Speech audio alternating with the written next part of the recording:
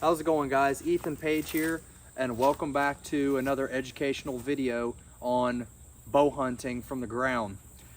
About a year ago now, I did an initial video talking about some of the basics and the understanding of what it takes to successfully ground hunt for deer. But this video is going to be more on the fine details of the actual setup itself, particularly a couple things that you want to do to make sure that you don't cost yourself an opportunity that's hard earned. So follow along with me as I walk you through actually physically setting up the spot that you've picked out to hunt from the ground and getting that in the best position and in the best order for you to be successful and effective in hunting from that spot. So if you look behind me here, we have these 3 trees which create kind of a bit of a pocket with real small brush growing up in between them, something that can be easily cleared out. And it's about 3 to 5 yards off the edge of what we're going to consider a field, a pasture, something like that. So it is a very ideal spot to set up a ground hunt. You have an edge of an open pasture or field where maybe you already know that there's regular deer movement.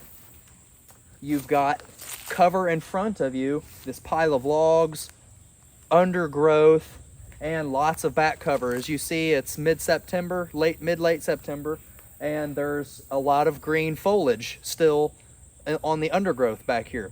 So you have a lot of cover in front, cover in back, large stuff like trees and other things, so that you're not just a large blob sitting there by itself. There's other stuff around.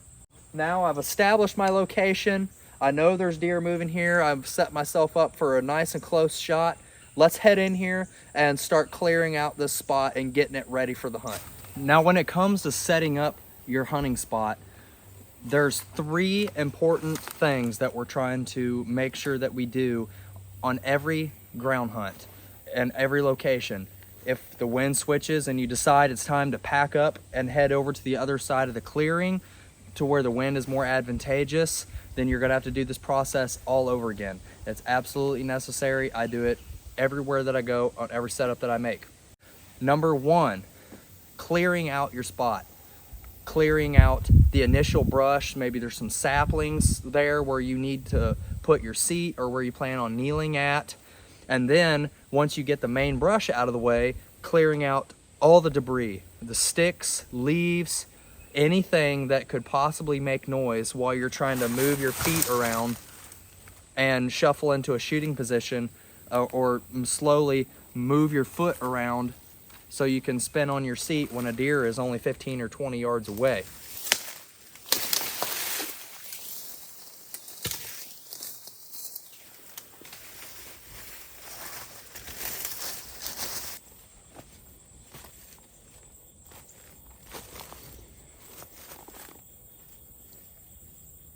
Number 2, get shooting lanes figured out. And that is going to depend entirely on where you're hunting, what the situation is, where the deer are going and coming from. We went much further into depth on how to set up on a location, you know, having the deer walking past you, letting them walk past you so you can shoot them quartering away, and so on.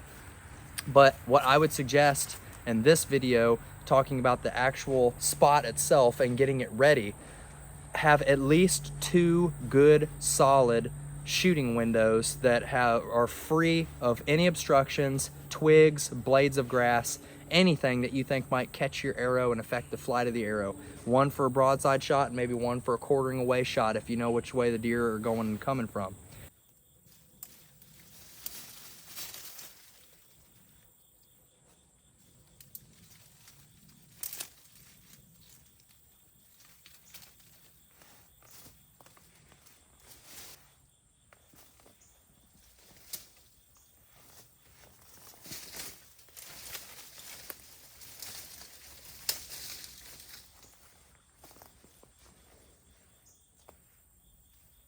The third and final point, which can really be pretty critical.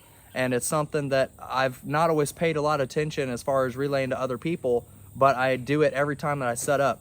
That is practice drawing your bow. The reason for that is, let's say if I'm next to this tree here, I need to draw my bow this way. I can't. My elbow hits the tree.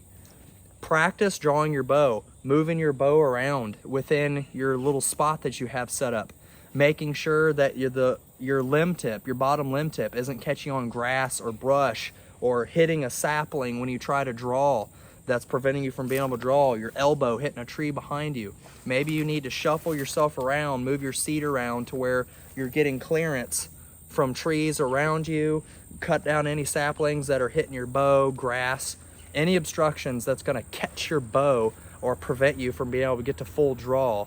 You've got to get those things taken care of, because the last thing that you need is for that deer to be standing there at 15 yards and you not able to get to full draw because you left maybe a little stub of a sapling that you snipped off and you didn't snip it off low enough, and now it's hitting your bow limb and making noise and makes a tick. Then the deer turns and looks at you and busts off. Got to get that taken care of.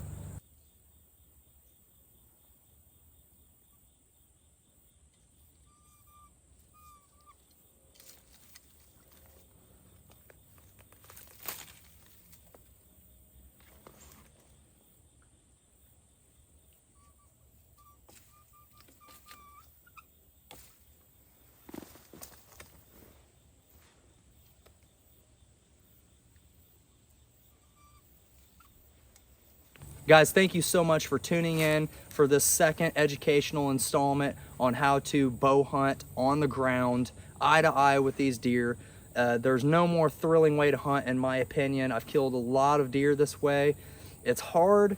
It takes some learning and some trial and error, but I really think that if you apply the stuff that I taught in my last video and the stuff from this video on how to actually set up your spot, I think you are well on your way to becoming a seasoned ground hunter yourself. Again, guys, thank you so much for watching this video. Thank you for your views and support.